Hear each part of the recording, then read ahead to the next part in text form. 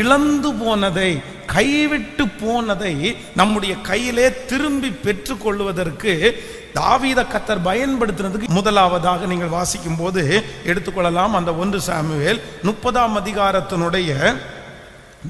அதிகாரத்தினுடைய நீங்கள் ஒரு வசனத்தை வாசிக்கலாம். 4வது வசனத்திலிருந்து வாசிக்கலாமே. 4வது வசனத்தையும் 6வது வசனத்தையும் வாசிக்கலாம். அப்பொழுது தாவீதும் அவனோடு இருந்த ஜனங்களும் அழுகிறதற்கு தங்களுக்கு பலனில்லாமல் போகும் மட்டும் சத்தமிட்டு அழுதார்கள். 6வது வசனம், தாவீது மிகவும் நெருக்கப்பட்டான்.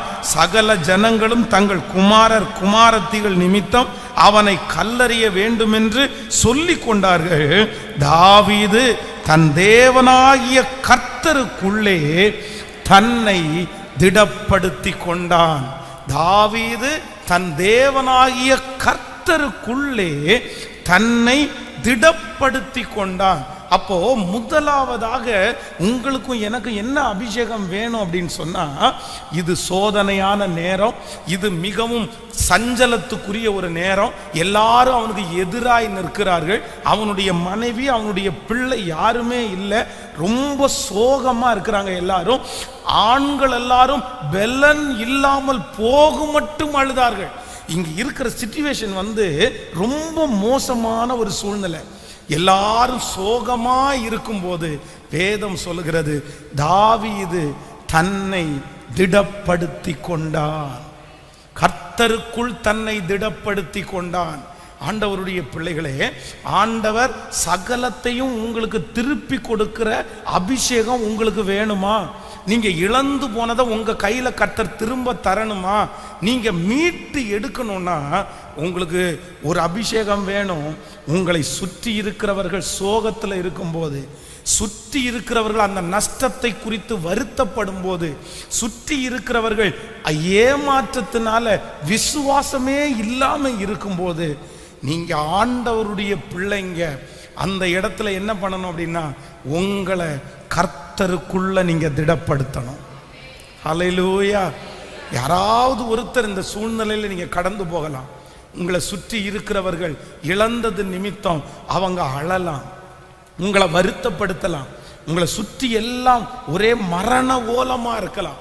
இனி எந்திரிச்சே வர முடியாதுன்னு நிறைய பேர், உங்க அம்மா உங்கள்கிட்ட சோகமா அழலாம், உங்க அப்பா உங்களை பார்த்து வருத்தப்படலாம், உங்களை பார்க்குறவங்க எல்லாம் நீ மெலிஞ்சு போயிட்டியே, அப்படி ஆயிடுச்சே இப்படி ஆயிடுச்சே.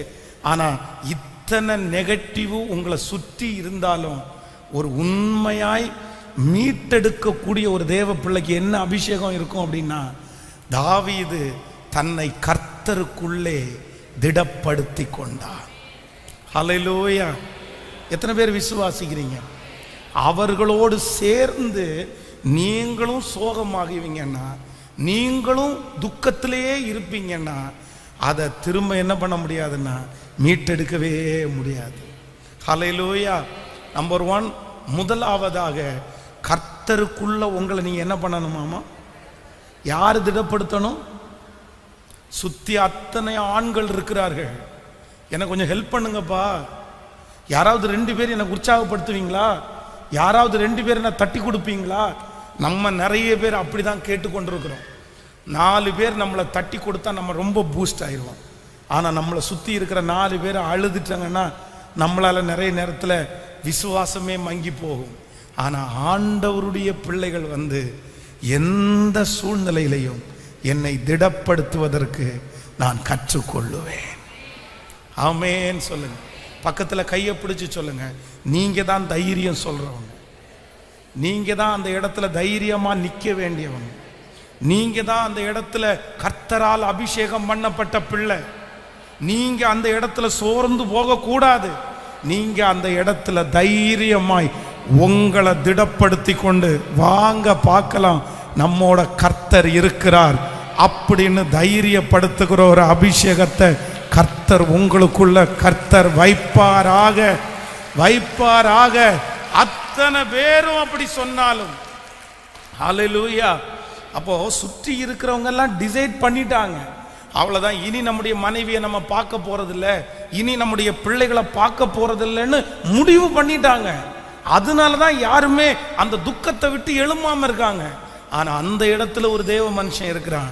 போதுண்டா அழுதது, துக்கப்பட்டது போதுண்டா, கவலைப்பட்டது போதுண்டா, நெகட்டிவா பேசினது போதுண்டா. நான் நம்புறேன் இந்த சத்தத்தை கேட்கிற நீங்க தான் அப்படி சொல்ல போறீங்க. நீங்க தான் அப்படி சொல்லணும். அந்த சோகத்தையும் அந்த துக்கத்தையும் கண்டினியூவா நீங்களும் சேர்ந்து இழுத்துட்டே போயிடக்கூடாது. அதற்கு முற்றுப்புள்ளி வைக்கிறதற்காகத்தான் ஆண்டவர் உங்களையும் என்னையும் அபிஷேகம் பண்ணி இருக்கிறாரு. எத்தனை பேர் ஆமோதிக்கிறீர்கள்? உங்களையும் அதோட சேர்ந்து ஓடுவதற்காக அல்ல. நீங்க எழும்பி நின்று அந்த சோகத்திற்கு ஒரு முற்றுப்புள்ளி வைக்கணும். நீங்க எழும்பி நின்று அந்த எதிர்மறையான எண்ணத்திற்கு நீங்க ஒரு முற்றுப்புள்ளி வைக்கணும். அந்த அழுகைக்கு நீங்க கண்ணீரை துடைக்கிறவர்களாய் கர்த்தர் உங்களை அபிஷேகம் பண்ணணும். அந்த இடத்துல தைரியம் குறையும் போது கர்த்தர் உங்களை தைரியப்படுத்துகிற ஆளாய் நான் நம்புகிறேன். இந்த சத்தத்தை கேட்கிற உங்களை கர்த்தர் அப்படி அபிஷேகம் பண்ணட்டும் நான் ஜெபிக்கிறேன். ஹல்லேலூயா. தாவீது தன் தேவனாகிய கர்த்தருக்குள்ளே தன்னை திடப்படுத்தி கொண்டான். யார் இழந்து போனதை திரும்ப பெறுவாங்கன்னா, முதல்ல எந்த சூழ்நிலை வந்தாலும் தன்னை திடப்படுத்தி கொள்ளுகிற ஒரு மனுஷன்.